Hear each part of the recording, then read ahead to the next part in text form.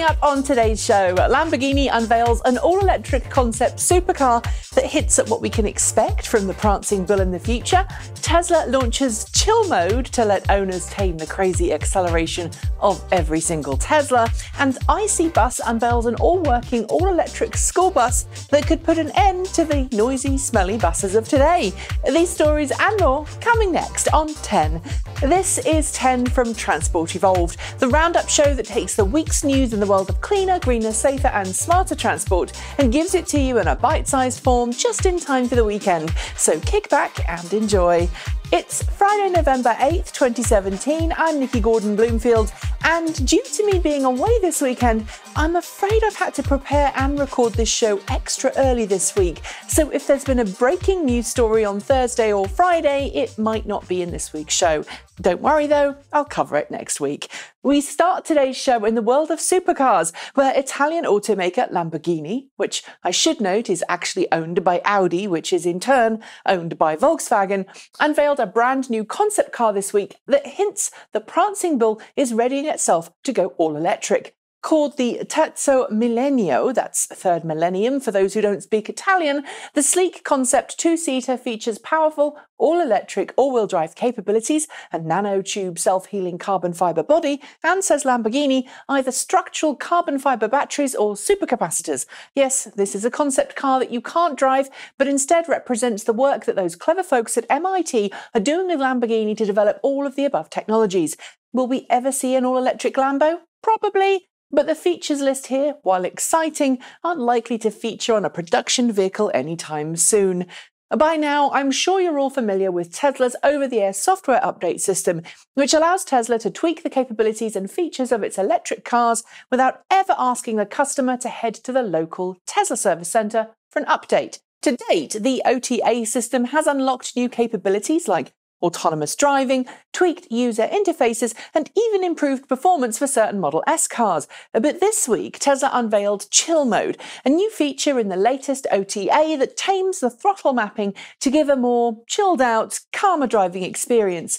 I'm sure some owners won't like it, but I have to admit that the Tesla Model S60 was my favourite Tesla for a while because its throttle response was a lot more everyday than higher-end models. I guess it's down to personal tastes, right? If you've been following the Google self-driving project, now known as Waymo, you'll have seen it progress along the road to full autonomy, from early prototype self-driving Toyota Prius to autonomous Lexus SUVs, those little bubble EVs, and more recently, very impressive Chrysler Pacifica hybrid minivans fitted with all the latest technology. That journey to full autonomy now seems complete, with Waymo announcing its Pacifica hybrids are now undergoing full autonomous vehicle testing on the public highway with nobody in the driver's seat. At the moment, these tests are restricted to the Phoenix metro area in Arizona, but Waymo says it will be offering test rides to members of the public. I'm not a fan of Arizonan heat, but I guess I've now got another reason to plan a visit to see friends there, right?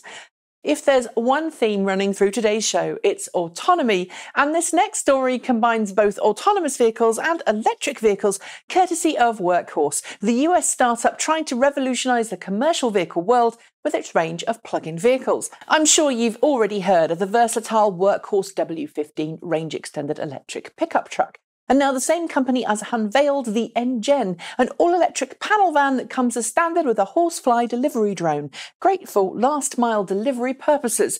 Workhorse says the N-Gen can come with an optional range-extended gasoline engine for those who want it, but with an expected 100-mile, that's 160-kilometre range fully laden, I'm doubtful that most delivery companies will really need it. During last week's show, I brought you breaking news about the proposed GOP tax reform bill, a bill which its supporters say will lower overall US federal tax liabilities for the middle class, but will its detractors say will only benefit the super rich and leave Americans without essential rebates for health, education, moving, and more. Among the proposed changes is an end to the $7,500 federal tax incentive for people who buy new electric cars. But this week, both Nissan and General Motors put their support behind efforts to keep the incentives.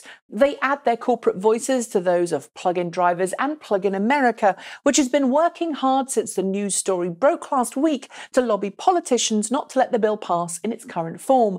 With electric car adoption now the highest I've ever seen it in the US, I have to say I'm hopeful they'll have an impact. Of course, I'll keep you posted of any updates as soon as I get them. In last week's show, I covered Tesla's Q3 earnings, along with the continued high spending going on at the California company as Tesla pushes ahead with its plans for an electric vehicle revolution.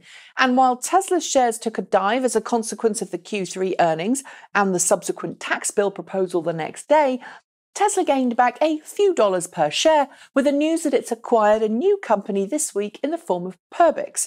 For those who don't know, Perbix is an automated machine manufacturing company. In other words, it's a company that makes machines that make things. During last week's Q3 earnings call, Tesla blamed automated machine processors for some of the ninth-level hell it's been experiencing on Model 3 production. So I'm guessing Tesla's acquisition is an attempt to streamline the process, cut losses, and ensure Tesla can have as much control over the manufacturing process as possible. This next one is going to be of interest to you if you happen to own a BMW connected drive vehicle, specifically the i3 or i8. Nearly a year ago now, BMW announced both integration with SmartThings and Amazon Alexa, allowing you to interact with your car using the Smart Home Hub and Intelligent Assistant. Well, now Google has joined the party, with BMW announcing that you can now interact with your car using Google Home and the Google Assistant natively found on Android devices and available as a standalone app for iOS users.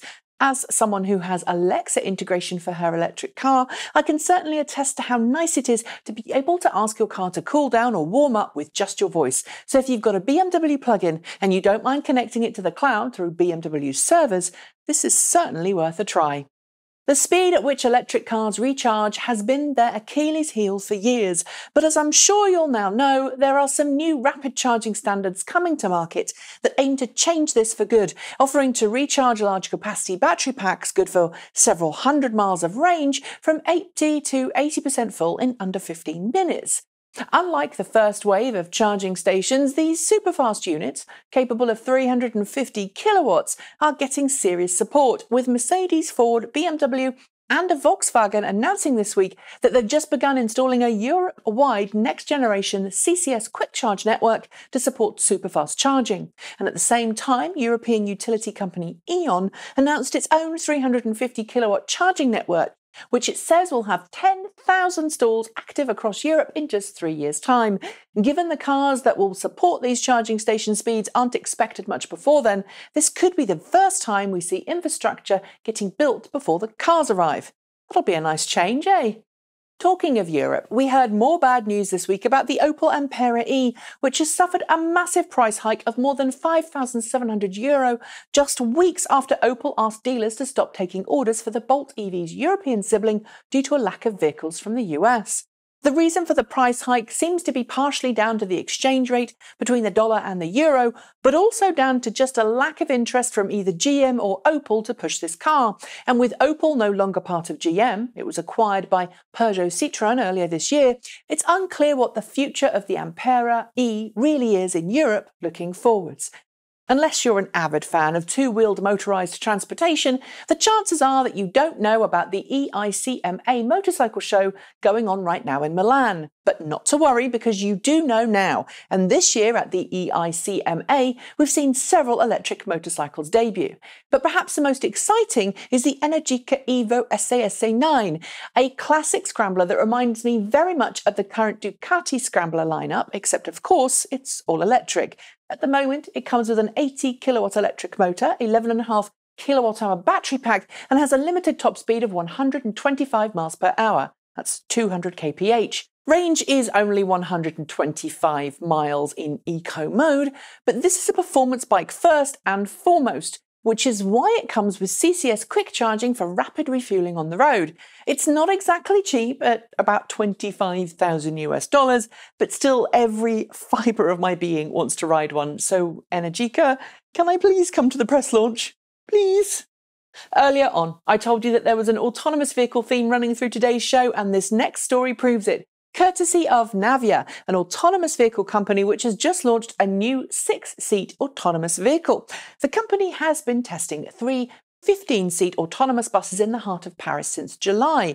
But thanks to some serious cash injection from investors, the company has just launched a new 6-seat autonomous SUV-style robotaxi, which it plans to sell to private buyers in about a year's time. The price?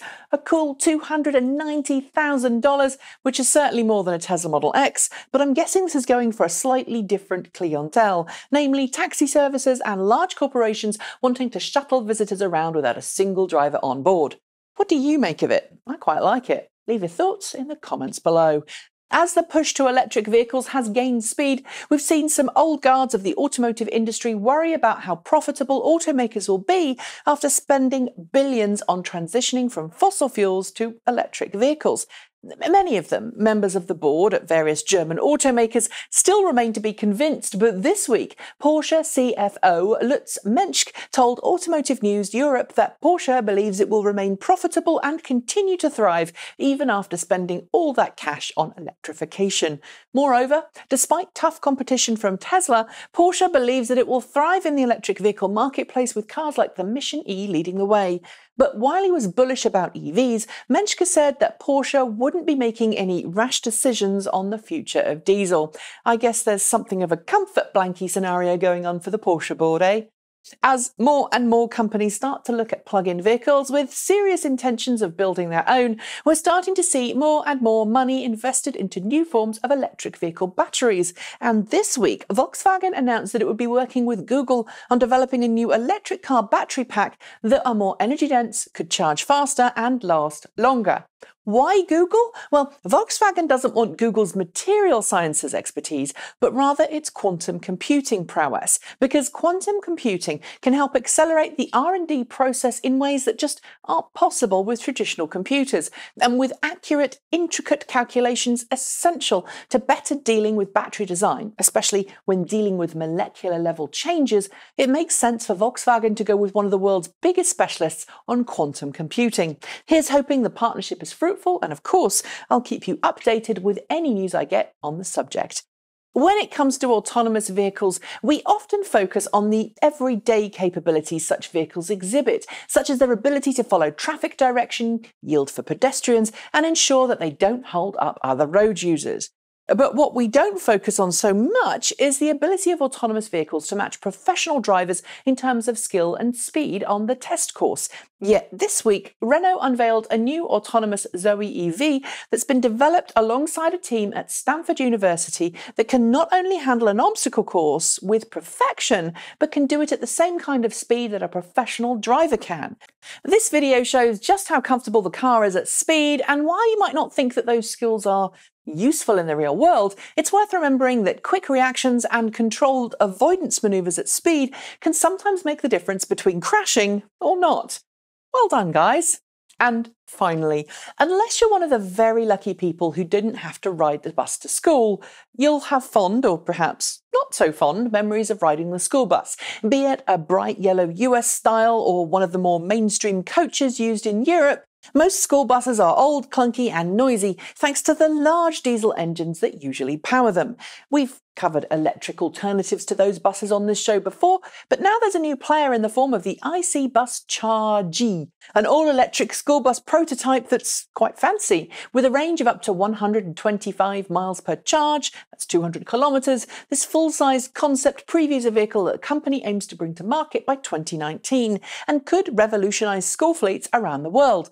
And since operating costs are much lower than diesel vehicles, the hope is that, while they cost more initially, electric buses could help education districts spend less on vehicles and more on education, which I'm sure you'll agree is a very good thing indeed. And on that note, it's time for me to say goodbye for the week. As always, don't forget to like, comment and subscribe, and hit that notification bell to make sure that you don't miss a single episode. And if you like the idea of watching this show with zero ads and don't want to give any money to Google, why not consider donating to the show's running costs by making a donation through Patreon? Donate more than $5 a month and you get early access to all new shows, and you get to see them without ads. So follow the link below or at the end of this video to find out more. Until then, then, thanks for joining me. I'm Nikki Gordon-Bloomfield. That was 10. Have a great weekend, and until next time, keep evolving.